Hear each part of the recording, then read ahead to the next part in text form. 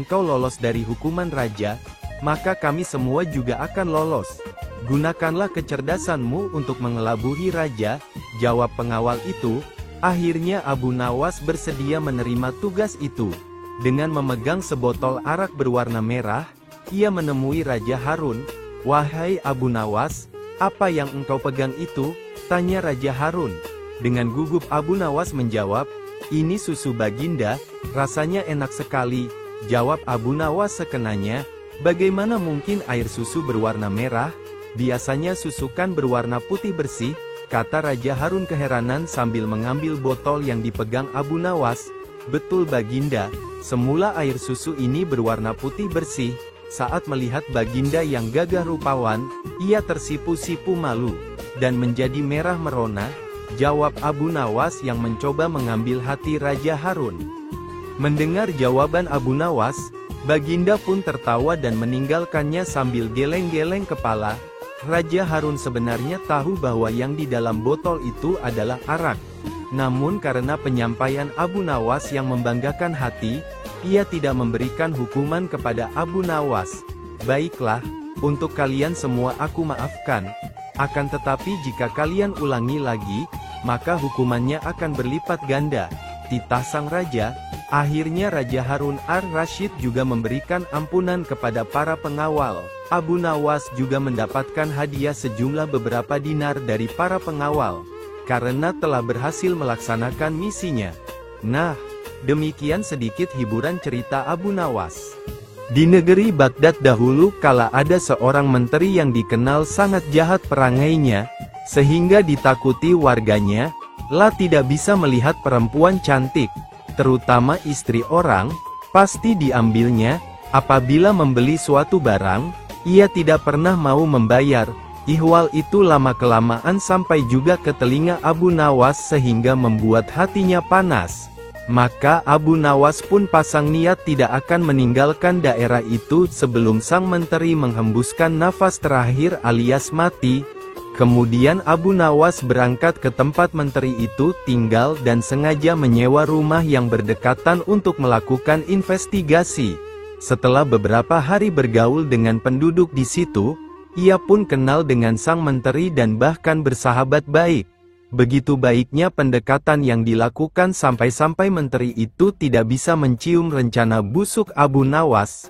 Abu Nawas boleh masuk dan keluar rumah itu dengan bebas, sehingga ia tidak menaruh curiga sama sekali kepadanya. Di dalam rumah itu Abu Nawas melihat sebuah tiang gantungan yang digunakan untuk menggantung orang-orang yang bersalah kepada menteri itu. Cara menggantungnya pun dengan cara yang sadis, yaitu kaki di atas dan kepala di bawah. Dalam posisi demikian, orang itu dipukuli sampai mati. Dengan demikian memang betul berita-berita yang aku dengar tentang menteri ini, pikir Abu Nawas. Nantikanlah, aku pasti akan membalas.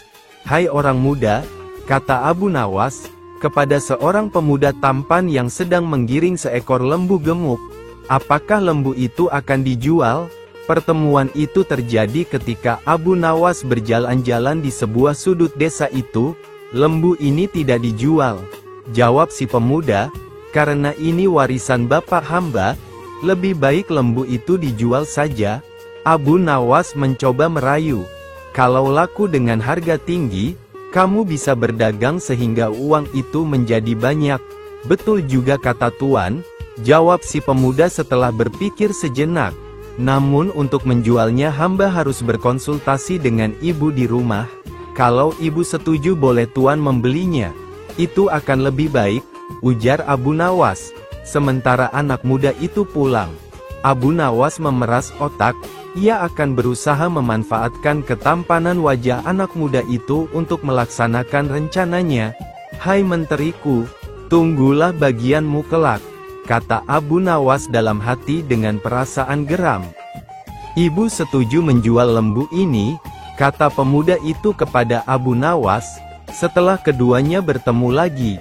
Bagus, kata Abu Nawas, tetapi sebenarnya bukan aku yang akan membeli lembumu, melainkan menteri yang zalim itu. Oleh karena itu berikan harga yang pasti. Sesudah itu kita membuat perjanjian dan kamu yang akan melaksanakannya. Setuju? Tanya Abu Nawas. Setuju, jawab si pemuda. Giringlah lembumu itu ke kebun, dan tunggulah aku di sana, kata Abu Nawas. Aku akan ke rumah menteri itu dan setelah itu aku menemuimu. Hai menteri, ada seorang pemuda yang akan menjual seekor lembu gemuk, kata Abu Nawas. Jika Anda tertarik, silahkan Anda beli dengan harga yang pantas, tidak mahal. Mari kita ke kebun itu. Berapa harganya? Tanya si menteri begitu sampai di kebun. Las sangat tertarik dan ingin segera membelinya. 50 dinar, jawab si pemuda. Boleh ditawar? Tanya si menteri. Tidak bisa, karena lembu ini warisan bapak hamba, jawab si pemuda. Baik, pasti kebayar harga itu, ujar si menteri. Maka disodorkan ujung tali pengikat lembu kepada menteri, namun ketika ditarik ternyata kosong. Rupanya diam-diam Abu Nawas telah melepas binatang itu. Namun karena harga telah disepakati, pemuda itu meminta bayarannya. Mana lembunya? Tanya si menteri. Masa hanya talinya? Aku tidak sudi membayar. Keduanya pun berbantah-bantahan dengan sengitnya. Aku minta bayarannya, kata si pemuda. Kalau tidak mau bayar, kembalikan lembuku. Apa yang mesti ku bayar? Dan apa yang harus ku kembalikan? Gila si menteri. Cuma tali yang kau berikan kepadaku. Nih, ambillah. Aku tidak butuh tali. Kerjamu memang cuma menipu dan menganiaya orang, kata si pemuda lagi. Kamu memang zalim, mau makan darah orang kecil. Si menteri tidak menggubris lagi perkataan itu. Ia berjalan pulang ke rumahnya. Sementara si anak muda hatinya sangat sedih. Lembu hilang, uang melayang. Barangkali memang itulah nasibku. Apa boleh buat, keluhnya. Abu Nawas mengelabui raja namanya saja Abu Nawas. Selalu punya 1000 cara untuk meloloskan diri dari hukuman. Kali ini adalah Raja Harun ar-Rasyid yang termakan tipuannya. Abu Nawas bebas dari hukuman raja setelah berjanji bahwa ia akan terbang. Berikut kisahnya. Karena dianggap terlalu mengkritik kepemimpinan Raja Harun, maka Abu Nawas ditangkap karena ia dituduh telah melakukan sesuatu yang membahayakan kerajaan, sehingga harus dihukum. Namun demikian, Abu Nawas selalu punya alasan untuk meloloskan diri dari hukuman itu. La mengaku kepada pengawal kerajaan bahwa ia memiliki ilmu tinggi dan ia akan terbang.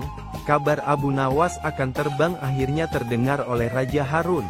Mana mungkin Abu Nawas akan terbang? Dia tidak punya sayap, tidak punya alat-alat khusus. Apakah ia punya ilmu khusus? Kata Raja Harun kepada pengawalnya. Kami tidak tahu Paduka. Tetapi Abu Nawas sangat meyakinkan, jawab pengawal. Hingga dibawalah Abu Nawas menghadap sang raja. Abu Nawas, betulkah kamu mau terbang? Tanya raja. Ya tuanku, memang saya mau terbang, jawab Abu Nawas. Kapan, dan di mana? Tanya raja secara beruntun. Hari Jumat yang akan datang ini, dan dari menara Masjid Baitul Rakim, tak jauh dari rumah saya, jika raja mengizinkan, jawab Abu Nawas. Akhirnya sang raja mengizinkan dan bahkan ia berjanji akan membebaskan Abu Nawas jika bisa terbang. Akan tetapi jika Abu Nawas tak bisa membuktikan, maka hukumannya akan ditambah 100 lecutan rotan, daun kuping dipotong dan hukuman gantung. Pada hari yang sudah dinantikan, Jumat sesudah sembahyang Jumat, lapangan sekitar Masjid Baitul Rahman sudah penuh orang. Orang biasa, rakyat, penduduk dan penguasa setempat sudah berjubel mengambil tempat masing-masing. Orang-orang menantikan saat yang paling genting dan mendebarkan. Abu Nawas dengan langkah yang sangat gagah dan tak ragu, menaiki tangga menara tertinggi dan orang-orang melihat dengan mata yang tak berkedip, terpaku, dan menyatu mengikuti langkah tubuh Abu Nawas. Ketika Abu Nawas sampai pada puncak tertinggi, dia melihat lurus dan terkadang ke bawah yang penuh orang. Badan dan kedua belah tangannya merentang lurus seakan-akan benar mau terbang. Orang-orang yang ada di bawah dengan seksama memperhatikan dan Abu Nawas terus dan berulang-ulang merentangkan tangannya, dan memajukan badannya seakan-akan terbang dan bagaikan berenang perilaku dan gerak-geriknya. Sementara orang-orang yang ada di bawah menunggu dengan jantung berdegup dengan kencang. Akhirnya Abu Nawas menemui mereka, dan mereka semua terpana, terpesona, heran dan penuh keraguan. Apalagi yang mau dibuat Abu Nawas ini? Apa semua kalian lihat tadi bagaimana saya mau terbang itu? Tanya Abu Nawas. Ya, kami melihat, kamu menggerakkan kedua belah tanganmu dan badanmu bergerak ke depan, tampaknya memang bergaya mau terbang, kata orang banyak. Lalu apakah saya berbohong bahwa saya mau terbang pada hari Jumat ini dan di menara tertinggi Masjid Baitul Rakim ini? Tanya Abu Nawas. Ya, tidak bohong, kamu betul mau terbang hari ini dan di sini. Tapi kenapa lalu kamu tidak terbang? Kata mereka. Yang saya katakan bahwa saya mau terbang, lalu saya coba. Lalu ternyata yang seperti kalian lihat tadi itu, kata Abu Nawas. Tapi ternyata kamu tidak bisa terbang, kata mereka. Itu soal lain, saya tidak mengatakan bahwa saya mau terbang pada hari Jumat ini dan di sini. Itu yang saya katakan dan kalian semua tahu hal itu.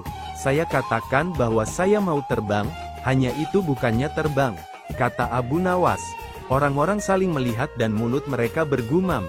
Tarikan nafas panjang karena Abu Nawas terlepas dari jeratan hukum.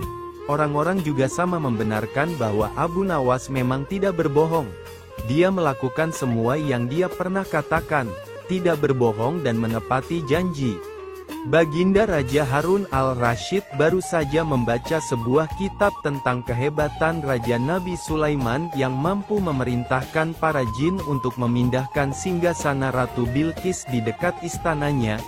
Tiba-tiba saja Baginda merasa tertarik. Hatinya mulai tergelitik untuk melakukan hal yang sama dengan Raja Sulaiman itu. Secara tiba-tiba saja Baginda ingin agar istananya dipindahkan ke atas gunung, agar lebih leluasa melihat pemandangan alam sekitar. Baginda pun berpikir sejenak, bukankah hal itu tidak mustahil bisa dilakukan oleh Abu Nawas yang terkenal amat cerdik di negerinya? Tanpa membuang waktu, Abu Nawas segera dipanggil ke istana menghadap Baginda Raja Harun al-Rasyid. Setelah menghadap, Baginda Raja berkata, "Sanggupkah engkau memindahkan istanaku ke atas gunung agar aku lebih leluasa melihat negeriku?" Tanya Baginda. Abu Nawas di luar dugaan tidak langsung menjawab pertanyaan itu. Lah berpikir sejenak hingga keningnya berkerut. Dalam hatinya ia berpikir kalau ia tidak mungkin menolak permintaan Baginda, kecuali memang ingin dihukum. Setelah berpikir, Abu Nawas akhirnya terpaksa menyanggupi permintaan Baginda yang merupakan proyek raksasa itu. Ada lagi permintaan dari Baginda, bahwa pekerjaan itu harus selesai hanya dalam waktu sebulan. Abu Nawas pun pulang dengan hati menggerutu. Setiap malam ia hanya berteman dengan bintang dan rembulan saja. Hari demi hari dilewati dengan kegundahan dengan proyek yang mustahil itu. Tiada hari yang lebih berat dalam hidup Abu Nawas kecuali hari-hari itu. Tetapi pada hari ke-9 ia tidak lagi merasa gundah gulana. Ya, memang Imam Abu Nawas seorang yang cerdik lagi pandai. Keesokan harinya Abu Nawas menuju ke istana. Lah menghadap Baginda untuk membahas pemindahan istana dan dengan senang hati Baginda akan mendengarkan apa yang diinginkan Abu Nawas. "Ampun tuanku, hamba datang ke sini hanya untuk mengajukan usul untuk memperlancar pekerjaan hamba nanti," kata Abu Nawas. "Apa usul itu?" tanya Baginda. "Hamba akan memindahkan istana Paduka yang mulia tepat pada hari raya Idul Kurban yang kebetulan hanya kurang 20 hari lagi," jawab Abu Nawas. "Ampun tuanku, hamba datang ke sini hanya untuk mengajukan usul untuk memperlancar pekerjaan hamba nanti," kata Abu Nawas. "Apa usul itu?" tanya Baginda. "Hamba akan memindahkan istana Paduka yang mulia tepat pada hari raya Idul Kurban yang kebetulan hanya kurang 20 hari lagi," jawab Abu Nawas. "Kalau hanya itu usulmu, baiklah," kata Baginda. Satu lagi Baginda yang mulia. Abu Nawas menambahkan, apalagi? Tanya Baginda. Hamba mohon Baginda menyembelih 10 ekor sapi yang gemuk untuk dibagikan langsung kepada fakir miskin. Kata Abu Nawas, usulmu aku terima. Kata Baginda yang menyetujui usul Abu Nawas. Abu Nawas pun pulang dengan perasaan riang gembira. Kini tidak ada lagi yang perlu dikhawatirkan, toh nanti bila waktunya tiba ia pasti akan dengan mudah memindahkan istana Baginda ke atas gunung. Jangankan hanya ke puncak gunung, ke dasar samudra pun Abu Nawas sanggupi. Berita itu mulai tersebar ke seluruh pelosok negeri. Hampir semua orang berharap cemas. Tetapi sebagian besar rakyat merasa yakin akan kemampuan Abu Nawas. Karena selama ini Abu Nawas belum pernah gagal melaksanakan tugas-tugas aneh yang diberikan kepadanya. Namun ada juga yang merasa ragu akan keberhasilan Abu Nawas kali ini. Saat yang dinantikan akhirnya tiba juga. Rakyat berbondong-bondong menuju lapangan untuk melakukan salat Idul Kurban. Dan seusai salat, 10 sapi sumbangan dari Baginda disembelih lalu dimasak kemudian dibagikan kepada fakir miskin. Nah kali ini giliran Abu Nawas yang harus melakukan tugas berat itu. Abu Nawas pun berjalan menuju istana dan diikuti oleh rakyat. Sesampainya di depan istana, Abu Nawas bertanya kepada Baginda, ampun tuanku yang mulia, apakah istana sudah tidak ada orangnya lagi? Tanya Abu Nawas. Tidak ada, jawab Baginda Raja singkat. Kemudian Abu Nawas berjalan beberapa langkah mendekati istana. Abu Nawas berdiri mematung seolah-olah ada yang ditunggu. Akhirnya Baginda Raja tidak sabar juga. Abu Nawas, mengapa engkau belum juga mengangkat istanaku? Tanya Baginda. Hamba sudah siap sejak tadi Baginda. Jawab Abu Nawas. Apa maksudmu sudah siap sejak tadi? Abu Nawas, apa maksudmu sudah siap sejak tadi?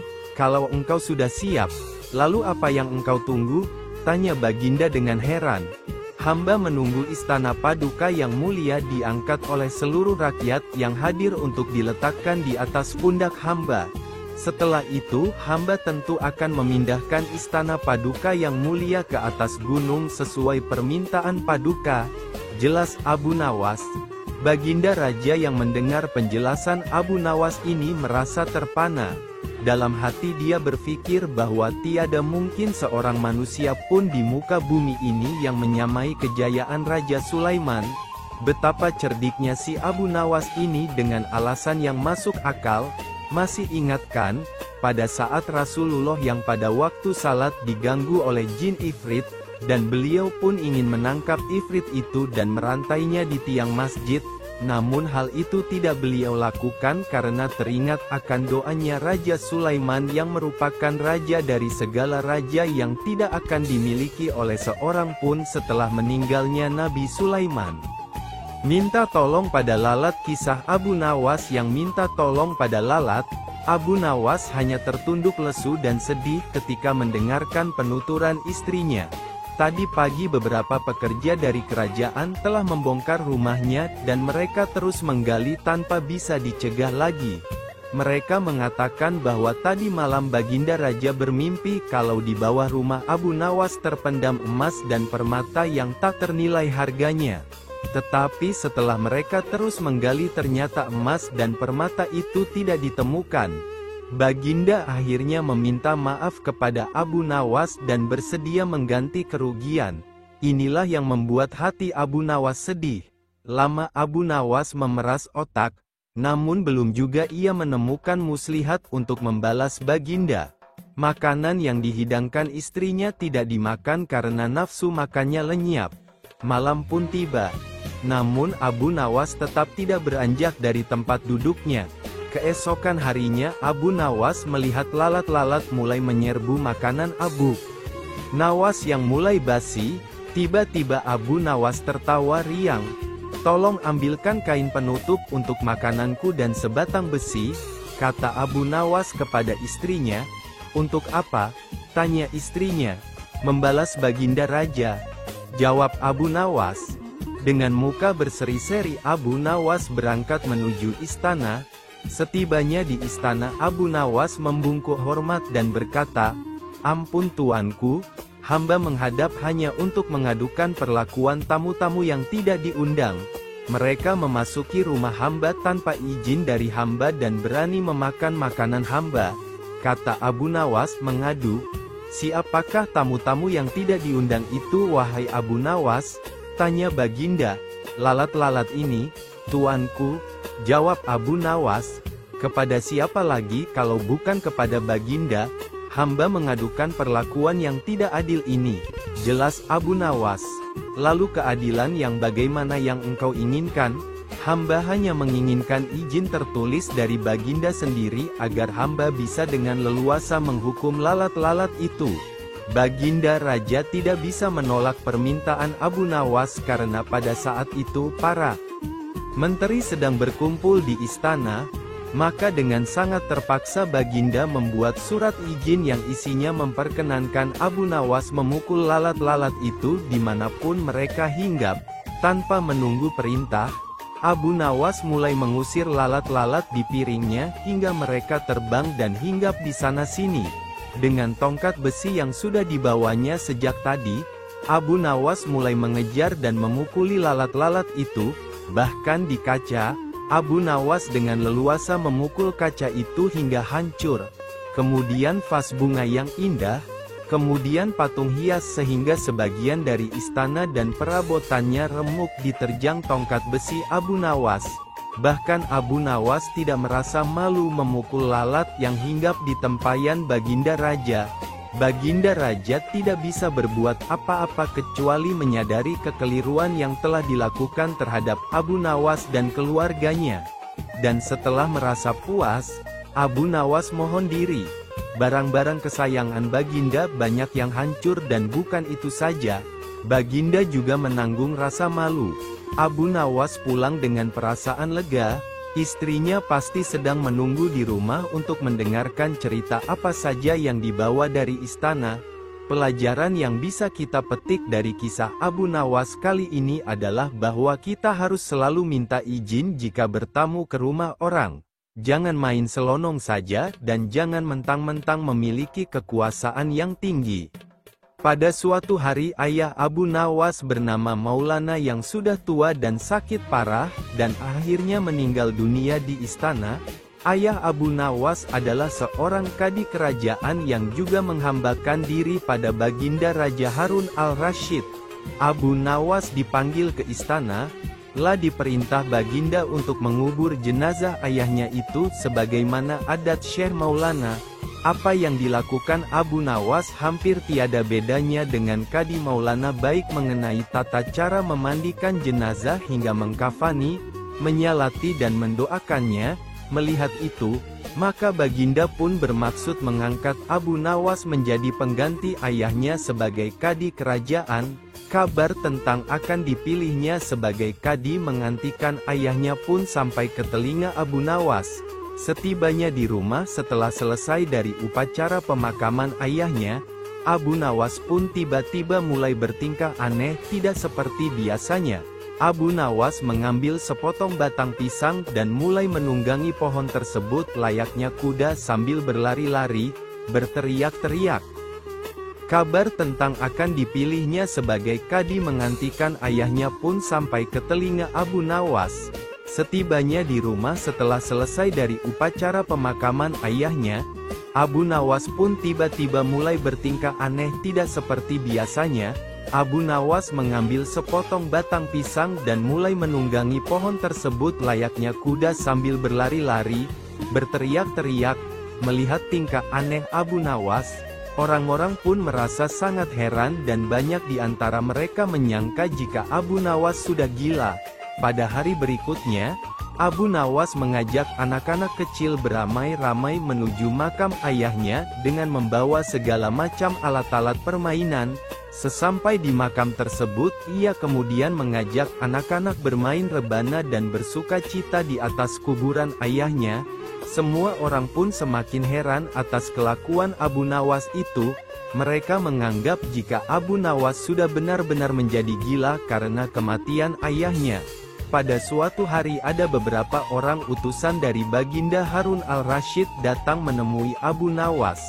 Alangkah terkejutnya mereka melihat tingkah Abu Nawas yang sudah berubah. Salah satu dari mereka pun berkata menyampaikan perintah Baginda. "Hai Abu Nawas, kami diutus untuk membawamu untuk menghadap ke istana," kata utusan Baginda. "Buat apa Baginda memanggilku? Aku tidak ada keperluan dengannya," jawab Abu Nawas dengan enteng. "Hai Abu Nawas, kau tidak boleh berkata seperti itu kepada rajamu," kata utusan.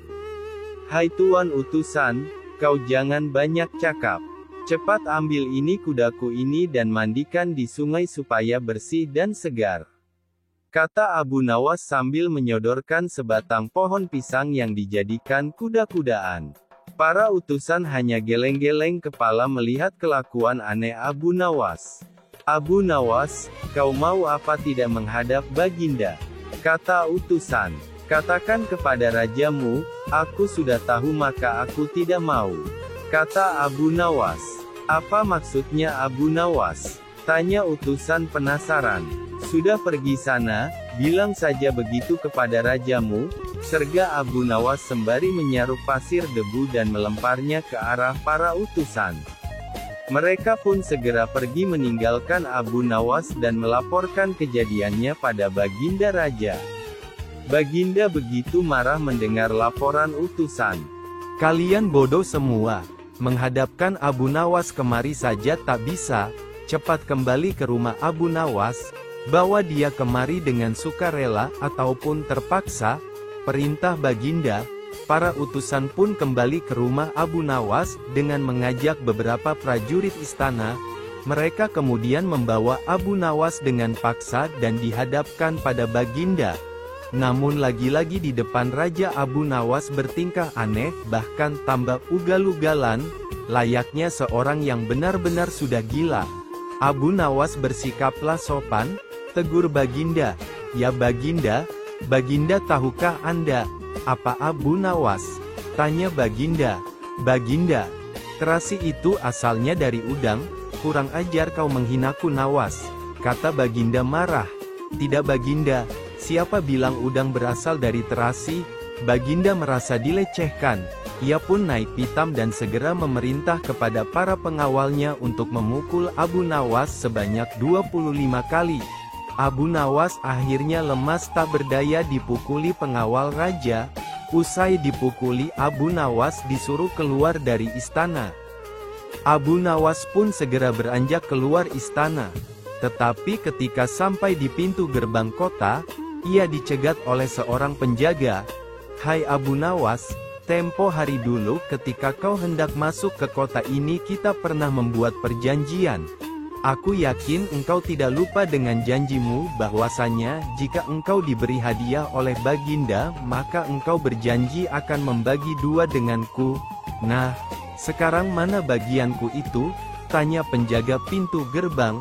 "Hai penjaga, apakah kau benar-benar menginginkan hadiah yang diberikan Baginda kepadaku tadi?" "Lia, tentu itu kan sudah merupakan perjanjian kita," jawab penjaga. "Baik, aku akan berikan semuanya, bukan hanya satu bagian," kata Abu Nawas. "Ternyata kau sangat baik hati Abu Nawas. Memang harusnya begitu. Engkau kan sudah sering menerima hadiah dari Baginda," kata penjaga itu gembira. Tanpa banyak bicara lagi Abu Nawas langsung mengambil sebatang kayu yang agak besar lalu penjaga itu dipukulinya sebanyak 25 kali.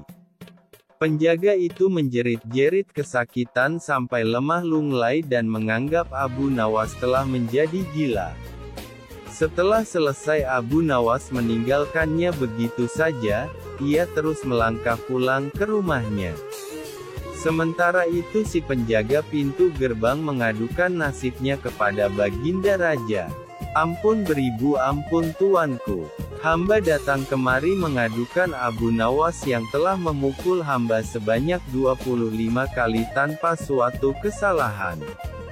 Hamba mohon keadilan dari tuanku Baginda, kata penjaga itu. Baginda pun segera memerintahkan pengawal untuk membawa Abu Nawas.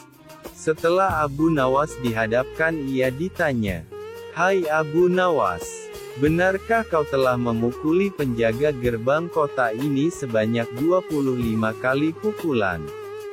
tanya Baginda. Dalam keadaan masih berpura-pura gila, Abu Nawas menjawab, "Baginda, hamba melakukannya karena sudah sepatutnya dia menerima pukulan itu."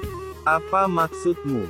Coba engkau jelaskan sebab musababnya kau memukuli orang itu," tanya Baginda. Hamba dan penjaga pintu gerbang ini telah membuat perjanjian bahwa jika hamba diberi hadiah oleh Baginda maka hadiah tersebut akan dibagi dua. Satu bagian untuknya, satu bagian untuk hamba. Nah, pagi tadi hamba menerima hadiah 25 kali pukulan, maka hamba berikan pula hadiah 25 kali pukulan kepadanya. Jawab Abu Nawas sambil tertawa-tawa bak orang gila. "Hai penjaga pintu gerbang, benarkah engkau telah mengadakan perjanjian seperti itu dengan Abu Nawas?" tanya Baginda.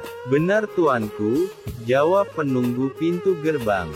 "Tapi hamba tiada mengira jika Baginda memberikan hadiah pukulan padanya," tambah penjaga itu. "Hahaha, dasar tukang peras, sekarang kena batunya kau," sahut Baginda. "Abu Nawas tiada bersalah, bahkan sekarang aku tahu bahwa engkau adalah orang yang suka memeras orang. Jika perilakumu masih begitu, maka aku akan memecat dan menghukummu," kata Baginda. "Ampun tuanku," sahut penjaga pintu gerbang dengan gemetar. Abu Nawas kemudian berkata, "Tuanku, hamba sudah lelah, sudah mau istirahat, tiba-tiba dibawa paksa ke sini, padahal hamba tiada bersalah. Hamba mohon ganti rugi, sebab jatah waktu istirahat hamba sudah hilang karena panggilan Baginda. Padahal besok hamba harus mencari nafkah." Sejenak Baginda melengak, terkejut atas protes Abu Nawas, namun tiba-tiba ia tertawa terbahak-bahak. "Hahaha, jangan khawatir Abu Nawas," kata Baginda. Baginda kemudian memberikan sekantong dinar kepada Abu Nawas. Abu Nawas pun pulang dengan hati gembira tapi tetap bertingkah seperti orang gila. Pada suatu hari Raja Harun al-Rasyid mengadakan rapat dengan para menterinya mengenai Abu Nawas yang rencananya akan diangkat menjadi kadi kerajaan. "Apa pendapat kalian mengenai Abu Nawas yang hendak kuangkat sebagai kadi?" tanya Baginda. Salah satu menteri berkata, "Melihat keadaan Abu Nawas yang semakin aneh tingkahnya, maka sebaiknya tuanku mengangkat orang lain saja menjadi kadi." Berkata menteri lain, "Tuanku, Abu Nawas telah menjadi gila karena itu dia tak layak menjadi kadi." Semua menteri memberikan pendapat yang sama. "Baiklah, kita tunggu dulu sampai 21 lagi, karena sekarang bapaknya baru saja meninggal dunia. Jika selama 21 hari lagi tidak sembuh-sembuh juga barulah kita akan memilih orang lain saja," kata Baginda.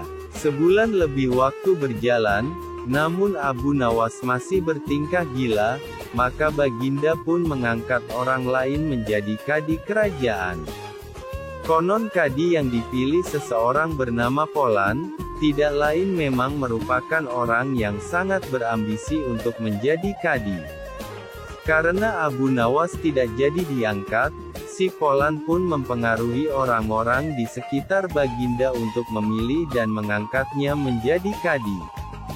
Begitu mendengar jika kadi baru sudah diangkat, Abu Nawas pun kembali bersikap normal.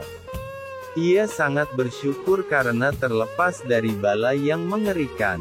Akan tetapi ia sedikit menyesali karena ia mengetahui bahwa kadi yang dipilih memiliki perangai buruk. Mengapa Abu Nawas bersikap seperti orang gila? Ceritanya pada suatu hari ketika ayahnya Abu Nawas yang sudah tua dan mulai sakit parah, Abu Nawas dipanggil untuk menemui ayahnya tersebut, karena ayahnya ini menyampaikan beberapa pesan padanya sebelum meninggal dunia. Berkata ayahnya, "Hai anakku, aku sudah hampir mati. Sekarang cobalah engkau cium telinga kanan dan telinga kiriku ini." Abu Nawas segera menuruti permintaan ayahnya, telah mencium telinga kanan bapaknya, ternyata mengeluarkan bau harum, sedangkan yang sebelah kiri mengeluarkan bau busuk. "Bagaimana anakku? Sudah kau cium? Ceritakankan dengan sejujurnya, bau kedua telingaku ini," kata ayahnya. "Sungguh mengherankan, yang sebelah kanan berbau harum sekali. Tapi, yang sebelah kiri baunya amat busuk," kata Abu Nawas heran. "Hai anakku Abu Nawas, tahukah apa sebabnya bisa terjadi begini?" tanya ayahnya. "Wahai bapakku, cobalah ceritakan kepadaku," kata Abu Nawas. Ayahnya kemudian berkata, "Pada suatu hari datang dua orang mengadukan masalahnya kepadaku. Yang seorang aku dengarkan keluhannya. Tapi yang seorang lagi karena aku tidak suka maka tidak ku dengar pengaduannya. Inilah resiko menjadi kadi penghulu. Jika kelak kau suka menjadi kadi maka kau akan mengalami hal yang sama, namun jika kau tidak suka menjadi kadi maka buatlah alasan yang masuk akal agar engkau tidak dipilih sebagai kadi oleh Baginda Harun al-Rasyid. Tapi tak bisa tidak Baginda pastilah akan tetap memilihmu sebagai kadi." Jelas ayah Abu Nawas. Dari pesan ayahnya itulah Abu Nawas sudah mempersiapkan rencana yang matang, jika nanti ayahnya telah tiada. Hanya untuk menghindarkan diri agar tidak diangkat menjadi kadi, seorang kadi atau penghulu pada masa itu kedudukannya seperti hakim yang memutus suatu perkara. Walaupun Abu Nawas tidak menjadi kadi namun dia sering diajak konsultasi oleh Baginda Raja untuk memutus suatu perkara. Bahkan ia kerap kali dipaksa datang ke istana hanya sekedar untuk menjawab pertanyaan Baginda Raja yang aneh-aneh dan tidak masuk akal.